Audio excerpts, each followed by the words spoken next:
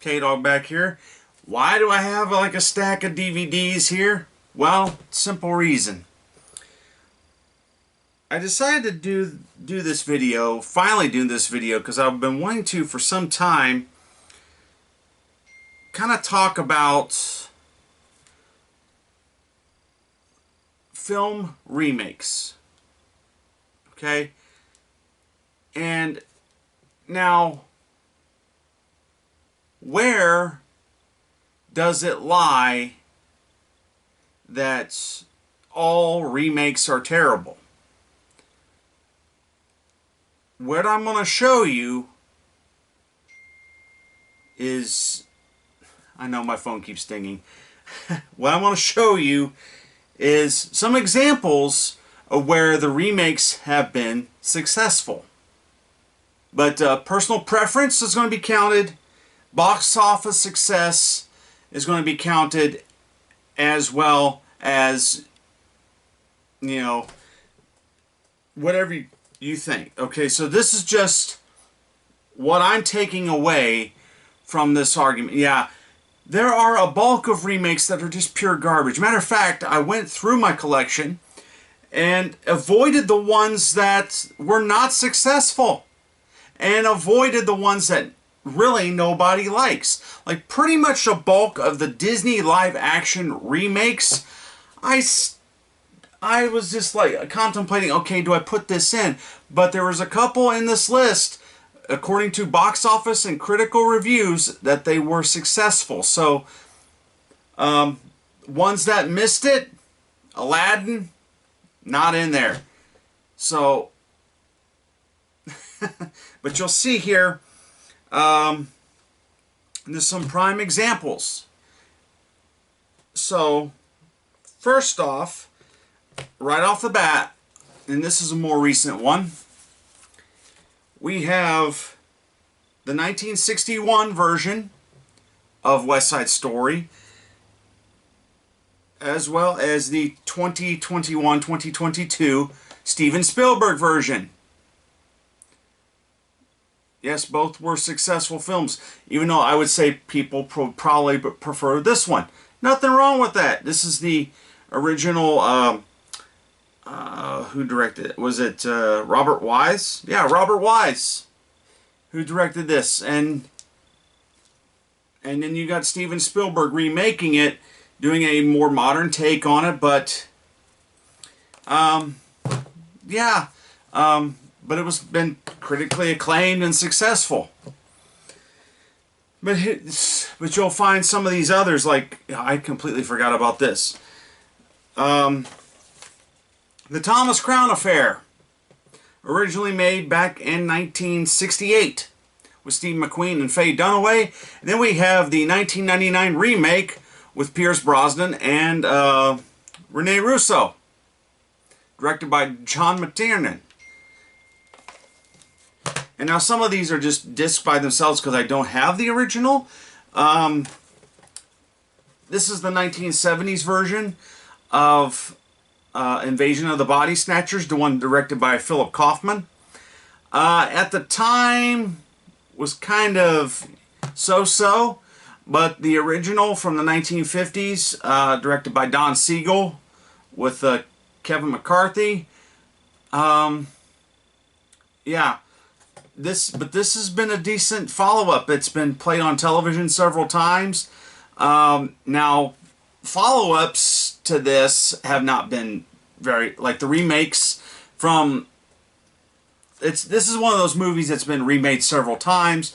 There was a 2000s version with Nicole Kidman and Daniel Craig that was not so good, and there was some made for direct-to-video movies. But here's another common one. How about Romeo and Juliet? We've got the 1968 version with Olivia Hussey, and I can't think of can't think of the other actor here playing Romeo, but yeah, this is the one directed by Franco Zeffirelli. And then we got the one directed by Baz Luhrmann, which back in 1996-97, when was it, 96?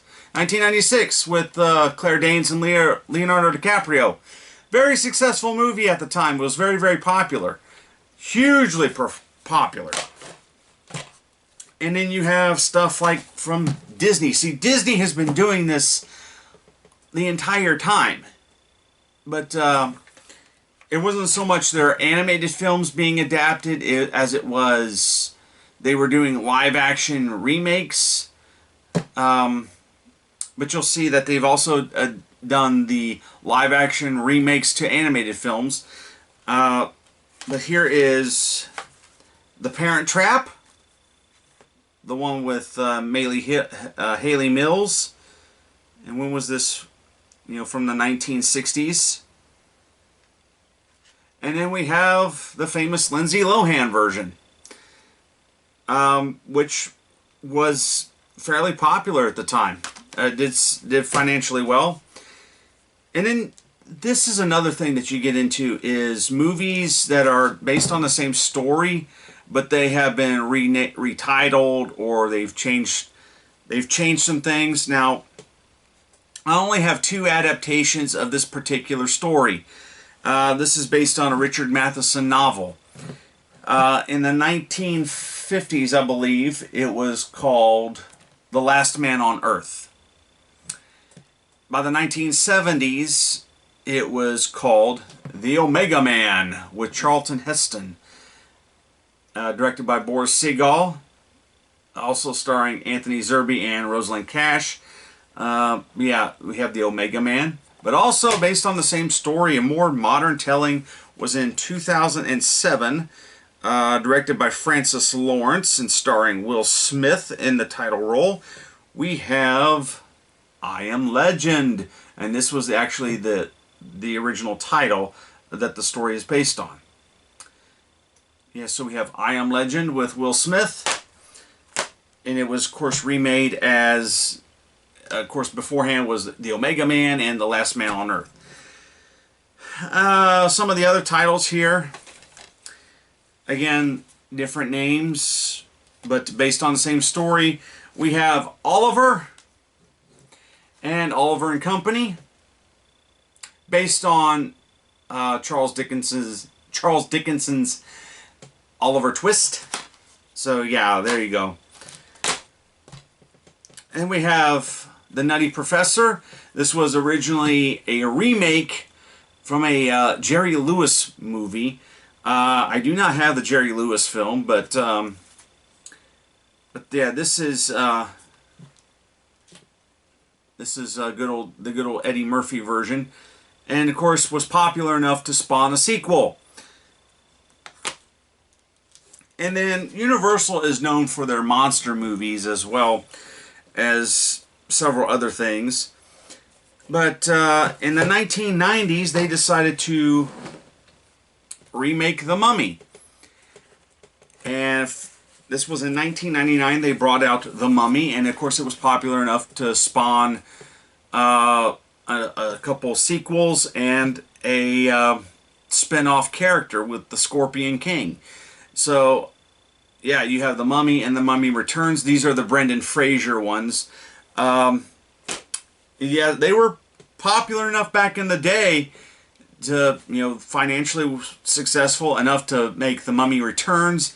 And I think there was a third one, like Tomb of the Dragon Emperor or something like that, I think is what it was called. And then they spun off the Scorpion King character from The Mummy Returns. That's how popular those were. And they were remakes, you know, call from a remake. And then we have,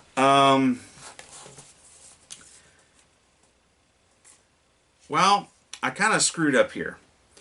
Hold on one second. So, because this is another one of those movies that had a different title. Let me see if I can find the original, because I do have the original. I gotta include it. Part of this whole discussion here. It's always something. I always forget something when I want to talk about something. So, Where you at? Where you at? Okay, here we go. We have the original film, Akira Kurosawa's The Seven Samurai. Then, in the 1960s, matter of fact, 1960, Walter Mirisch, a famous Hollywood producer, and Yul Brynner decide to bring to the screen The Magnificent Seven, which is based on Akira Kurosawa's The Seven Samurai. Matter of fact, it is the same story. But they got the rights to do it, and so they bring out this classic Western. Well then, fast forward to about 2016, Columbia Pictures and MGM decide to do another telling of The Magnificent Seven with Antoine Fuqua and Denzel Washington, along with Chris Pratt and Vincent D'Onofrio, Peter Sarsgaard, and what's his name? Ethan Hawke. Yeah, so you get the Training Day team. And then, let's see here.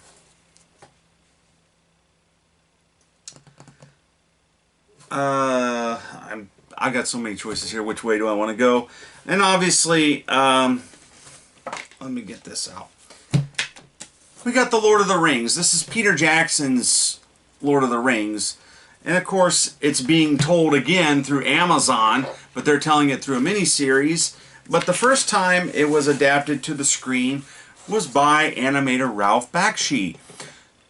He did an animated version back in the mid-1970s with his style of animation, which is the rotoscope animation.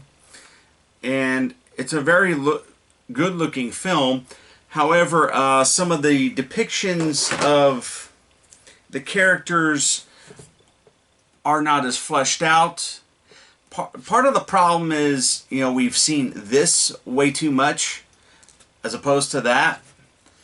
And but the Ralph Bakshi version was the first adaptation of that story to the screen, even though he did it in his animation style, and that was probably the only way that you could, because several directors, including Stanley Kubrick, had passed on making The Lord of the Rings. And I think he was even going to make it with the Beatles, I think. And yeah, the Beatles, there was supposed to be a Beatles version.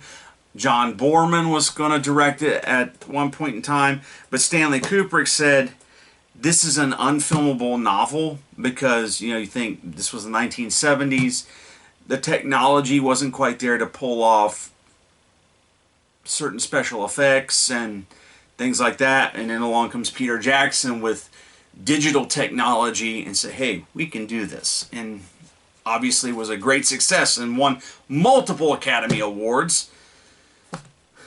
So, need I go on about that? A box office success, and I thought it was kind of unnecessary myself, but we have The Lion King, we have the original animated, and we have the Jon Favreau semi-live-action version.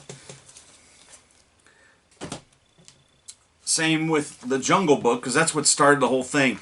The Jungle Book, the original animated, and the semi-live-action version.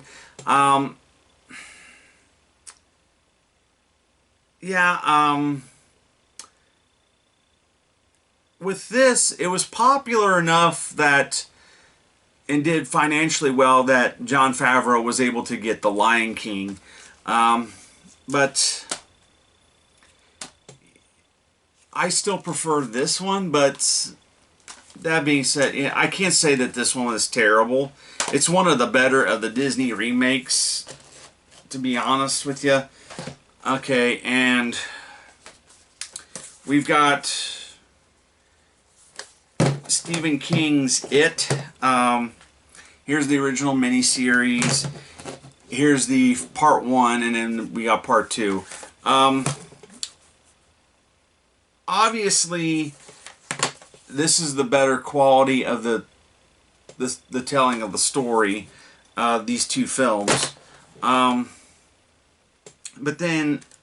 a lot of people do remember that one for, especially then kids, kind of, it was creeping them out. But yeah, it's successful. It's one of the more successful horror movies of all time, believe it or not.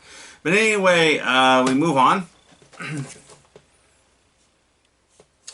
Again, based on a famous TV film, we have Dr. Seuss's How the Grinch Stole Christmas, with the original directed by Chuck Jones, and with Boris Karloff doing the voice of the Grinch. And then we have the 2000, I think it was 2000.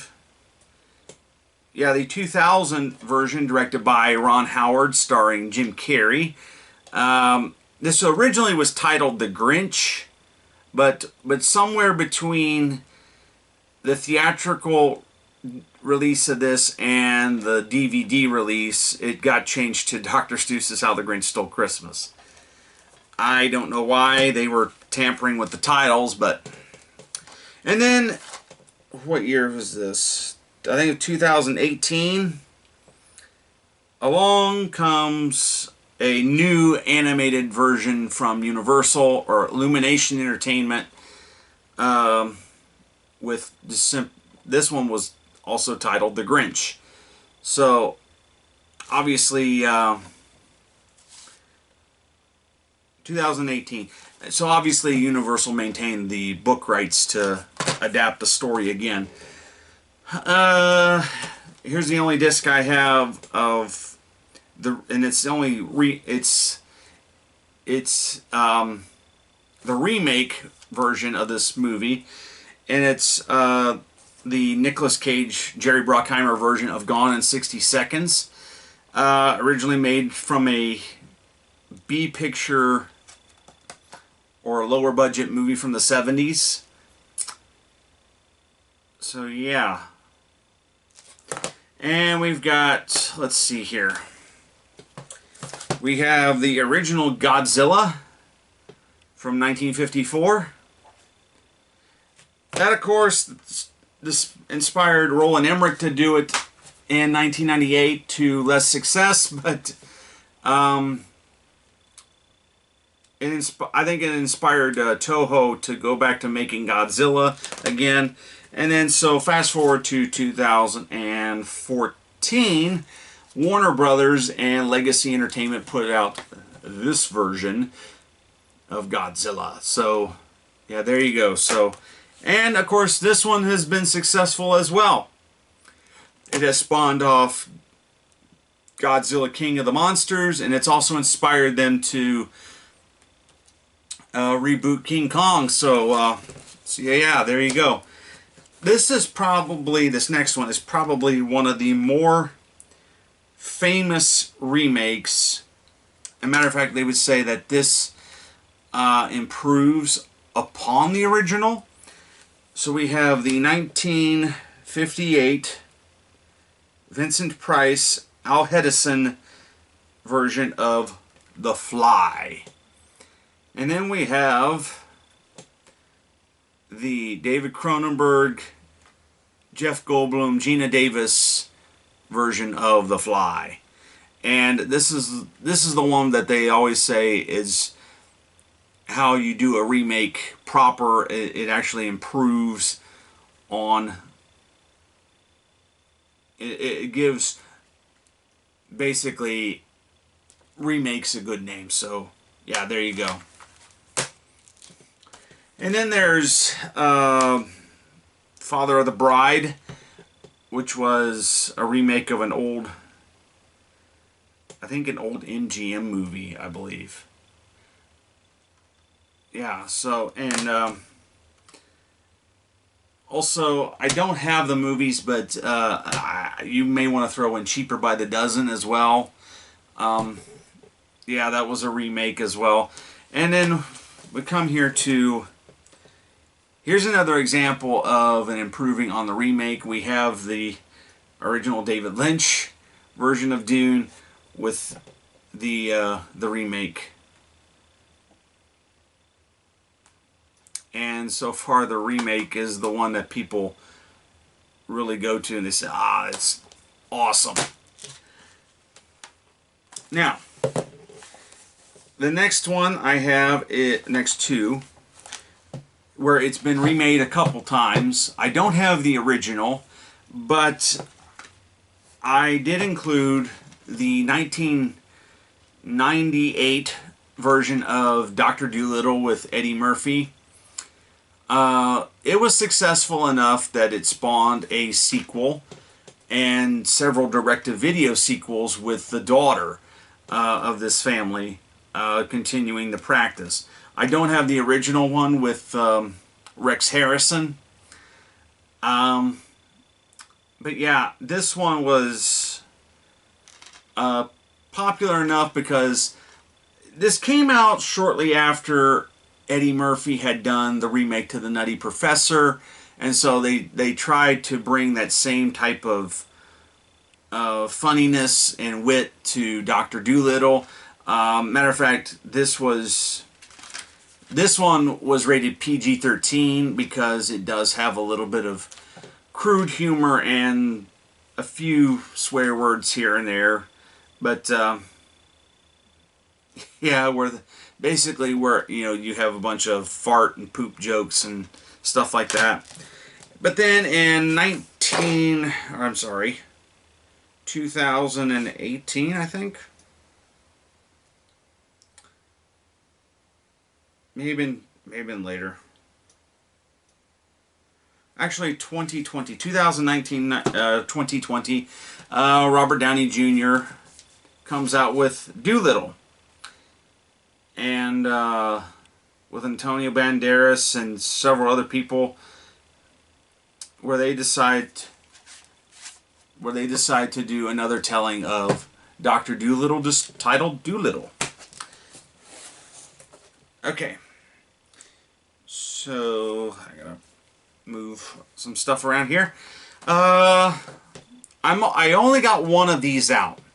This is the Alastair Sim version of A Christmas Carol. Now, that being said, now this particular film depends on where you live. In the United States, it's titled A Christmas Carol. In England, it's titled Scrooge.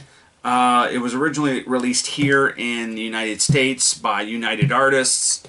But this story has been adapted several times to film. As a matter of fact, Disney themselves has done it 3 times. With Mickey's Christmas Carol, The Muppet Christmas Carol, and Disney's Christmas Carol with Jim Carrey. I did not get the rest of them out because there's just too many to count. You could count the 1970s film Scrooge with Albert Finney. There was also, the George C. Scott version from the mid-80s, which played both theatrically and televised. Also, there was the Bill Murray film Scrooged, which is basically a telling of Charles Dickens's Christmas Carol, just in modern day. But yeah, there's been several different versions of this and of that story. And next is, we have the 1972 version, produced by Hanna-Barbera, released by Paramount Pictures, of Charlotte's Web. And then we have the 2006 version, live-action version with Charlotte's Web, that has Oprah doing one of the voices, Reba McEntire doing another voice. Dakota Fanning is the voice, as Fern in this telling. But yeah, so yeah, both of these films were successful. Franco Zeffirelli's The Champ.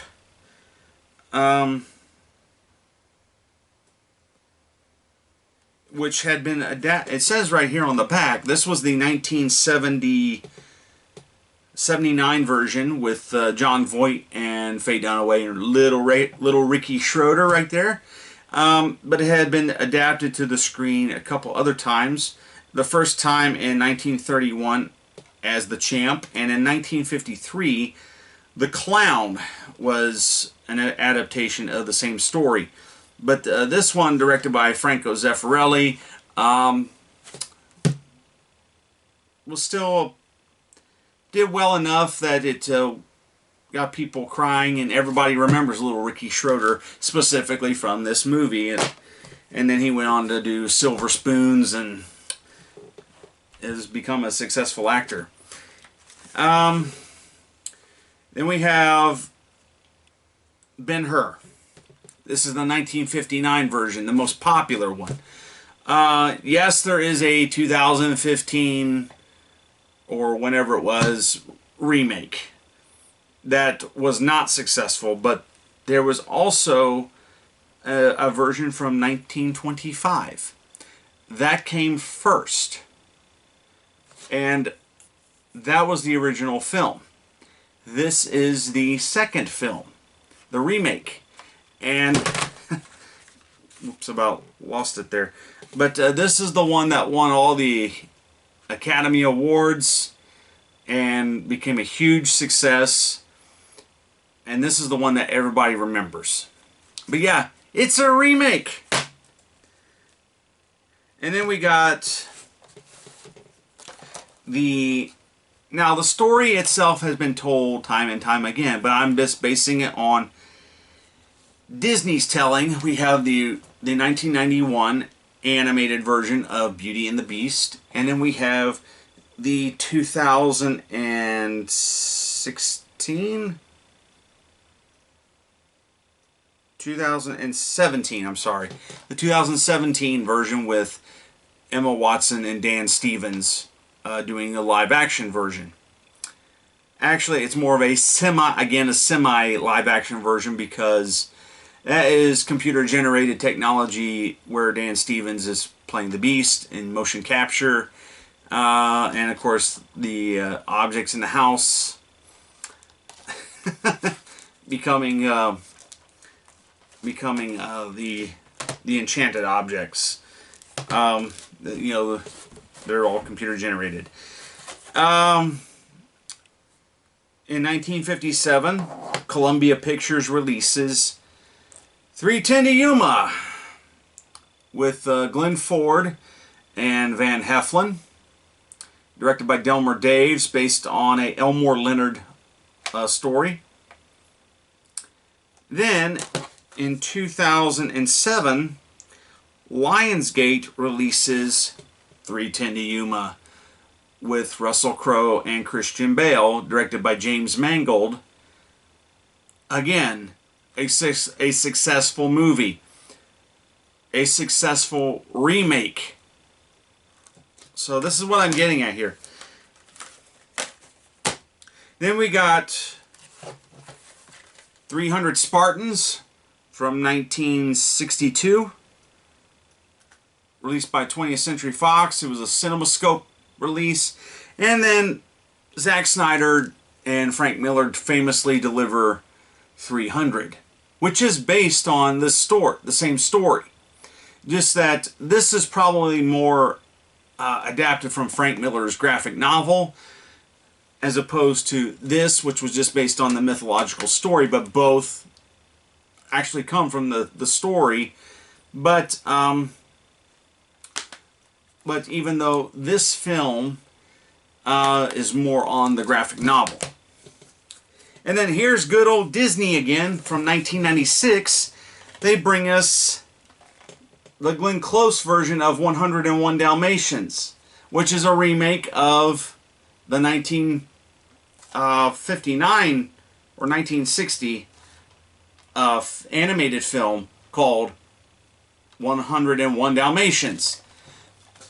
How successful was it? Well, so successful that my DVDs are falling apart. How successful was this? Well, doggone it, they made a sequel to it. If it was a flop, I don't think Disney would have made a sequel. They made a sequel a few years, I think back in, was it 1999 or 2000? They made 102 Dalmatians, with Glenn Close reprising the role of Cruella de Vil. And then, yeah, there we go. Now there's a few more.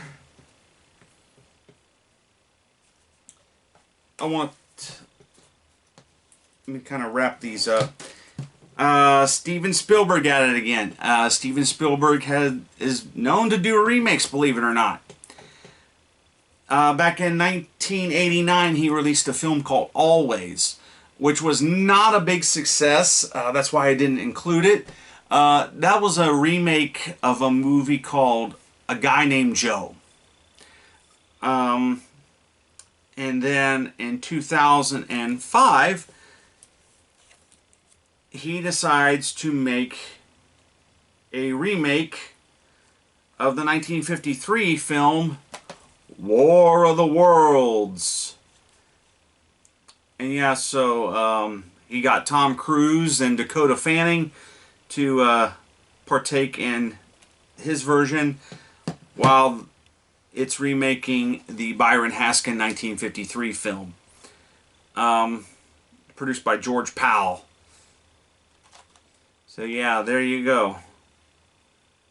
Based on the H.G. Wells novel, War of the Worlds. So yeah, there we go. And then, to wrap just up the basic remakes, we have the 1969 version of True Grit with John Wayne, Glenn Campbell, and Kim Darby. Matter of fact, this is John Wayne's only Oscar-winning role. Then in 2010, the Coen brothers, again with Steven Spielberg, decide to do True Grit with Jeff Bridges in the part of Rooster Cogburn, and also joined by Matt Damon as filling the shoes of Glenn Campbell, and Josh Brolin is the villain of the film, Tom Chaney, and a young Haley Steinfeld playing the part of Maddie Ross, of young Maddie Ross. But here's another thing. This is an example of you're telling the same story, but you tell it a little bit differently. Matter of fact, if you were to watch both of these films, you will see big differences what happens in the story. In this film, Rooster Cogburn supposedly lives. And in this film, Rooster Cogburn dies at the end. In this film, LaBeef, played by Glenn Campbell, dies. And in this one, LaBeef, played by Matt Damon, lives. Spoiler alert. But, yeah. And also how it's told is a little bit different. You don't, in the 2010 version, you do not see the father actually get killed. But in the 1969 version, you do. Now, this last part, this is just to show you that there's no limit to how many times they will remake a film. Now it seems like recent days that they're remaking films, like some of the things that they're doing is remaking films into miniseries. Example, Lord of the Rings on Amazon Prime, but it's being rebooted it's being retold as a miniseries. So imagine what you could do as a television series. You could go a lot longer than just a movie. That's one example. Another example is Westworld. Westworld was a Michael Crichton film from 1973 that HBO decided to, in the late 2010s, with the help of J.J. Abrams, decided to do a modern take on it. and they've only done 4 seasons. So far, the show is canceled, but they went 4 seasons in telling a sci-fi story like that. But here's an example of how many times you could. There's no limit to how many times, and you could be successful at it. So we're going to look here. Here is 5 films where you could tell the same story and be successful. Now, one of these films was not a huge success, but oh well. The first adaptation is My Darling Clementine. This was directed by John Ford, released in 1946 by 20th Century Fox, has Henry Fonda, Victor Mature, and Walter Brennan in the parts.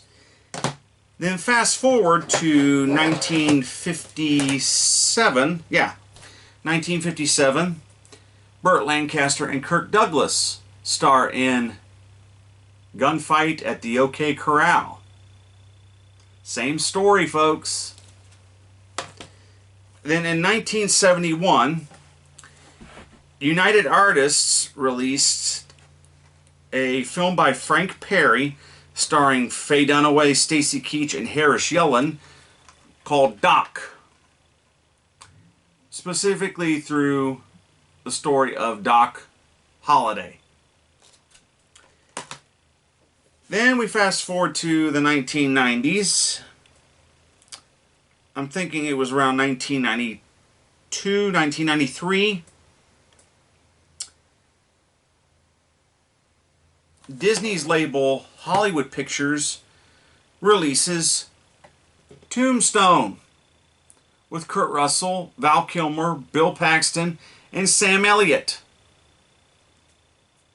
Same story. Then we have in 1994, Lawrence Kasdan directs this picture with Kevin Costner, Dennis Quaid, and Gene Hackman, and Wyatt Earp. Again, same story. Now, obviously, 4 out of those 5 films were successful. Doc wasn't so much of a big hit. Tombstone was heavily criticized, but it's the performance of Val Kilmer that saves that movie, to be honest.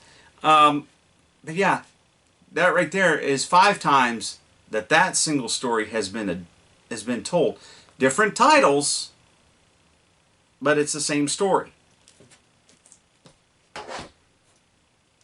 And then we have another one.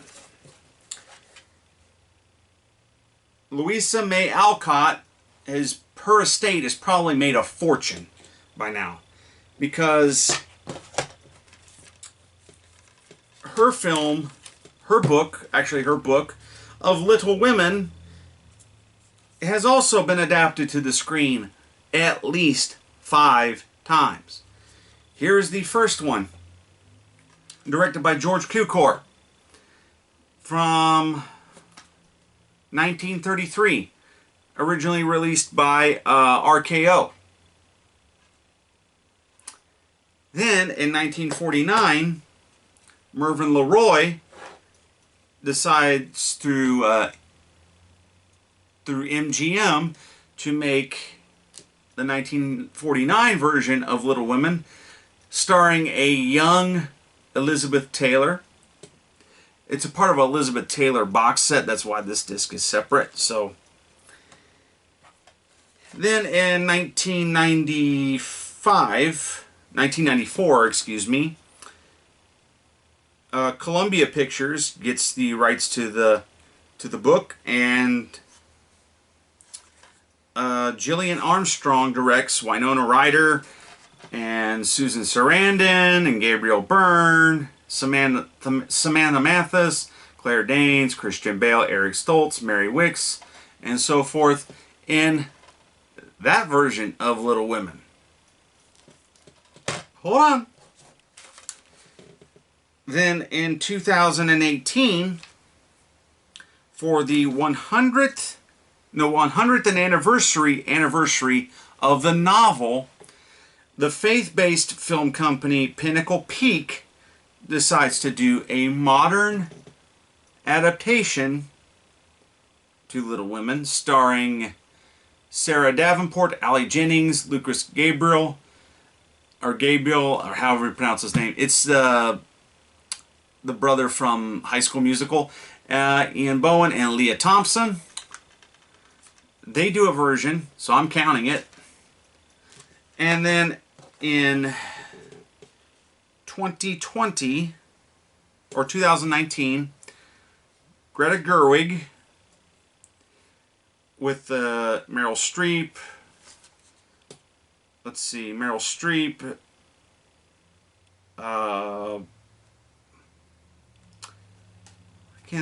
What's her name? Well, also Emma Watson's in this, Timothy Chalamet, just all sorts of people. And then there's the more recent version of Little Women. So that right there, 5 times. 5 times. That has been adapted to the screen successfully.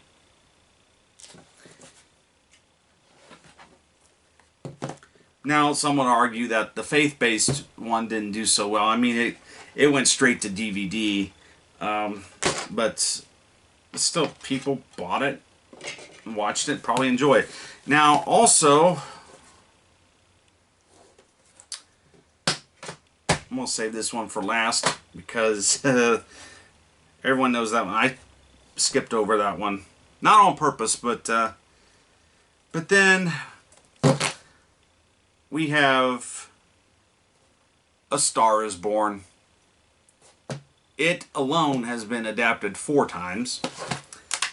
We have the Janet Gaynor, Frederick March from 1937. That William Wellman. That version of A Star is Born, produced by David O. Selznick, released by United Artists originally. Then when you fast forward to the 1954, George Cukor. He directs Judy Garland and James Mason in that famous version of A Star is Born. Yes, that one, which won all the Academy Awards. Then in 1976, Barbra Streisand, along with her producing partner John Peters, directed by Frank Pearson, also starring Chris Christopherson, they do A Star is Born, doing a more modern telling of it, 1970s telling, and this one, of course, is the first R-rated version. And then we fast forward to 2018. That when it came out? Trying to look here. Sorry. Wish I knew a little bit better. Yeah, 2018. Warner Brothers and MGM co-produced this. Directed by Bradley Cooper. Also starring Lady Gaga. Their version of A Star is Born, and also won some awards. And very notable film. And is also produced by John Peters. So he must have still had the rights to it. So, and of course, the last but not least, John Carpenter's The Thing, which is a remake of The Thing from Another World, which was directed by Christian Nyby and Howard Hawks. So, Now, this was not financially successful, but it caught on home video and things of that nature, and revival screenings. So, yeah. But these are examples of my argument to the whole remake thing. And you could get into some other situations where you talk about film remakes. I didn't even pull out the Robin Hood ones. I mean, Disney had a successful version of Robin Hood, and that's, of course, that's a legend of itself. It's with some of these are just some examples that I pulled out, and these are examples of where they were successful. So, and I know a lot of people complain about, that there's a lot of sequels and there's a lot of remakes. Yes, there are a lot of sequels and a lot of remakes, but some of them are pretty darn good. Particularly like True Grit, where both of them are Academy Award recognizable films, is, because Jeff Bridges was nominated. He didn't win the Academy Award for that portrayal of Rooster Cogburn, but John Wayne did. So that does kind of tell me that, the part itself was that good. Because easily with that, people could have criticized the film, and I know they were at the beginning starting to, but once they saw the performance that Jeff Bridges gave, the criticism was going to be that, oh, Jeff Bridges, I can just see him trying to do a John Wayne impersonation, which nobody could do that except John Wayne. John Wayne is John Wayne, and only he could do that part the way John Wayne. But then when you see Jeff Bridges, oh, no, he's not doing John Wayne. He's doing his interpretation of Rooster Cogburn. His interpretation. And he's doing a pretty darn good job of it. But, yeah, and I didn't include anything that, like, if it was derivative of a TV show, I don't count those. But yeah, these are just some examples of where remakes have been done successfully, and maybe to the point where they've garnered a sequel or direct-to-video sequels. So, now that that's done, I wanted to do it for quite some time. It's kind of interesting to see how people think on, sequels and remakes. Well, here's my argument to it. It's a part of the big point where I'm getting is that, it's been done before and it's been done successfully, but also it's been done as long as movies have been around. That's what I'm getting at, because like for example, The Little Women, they started remaking that back in the first adaptation was in 1933, and it was remade in 1949. About a little over 15 years later. A Star is Born. That's another example. It's been made pretty much throughout every decade. It seems like every 20 to 30 years they remake that. So I'm just going to leave it at that. So from me to you, see you later.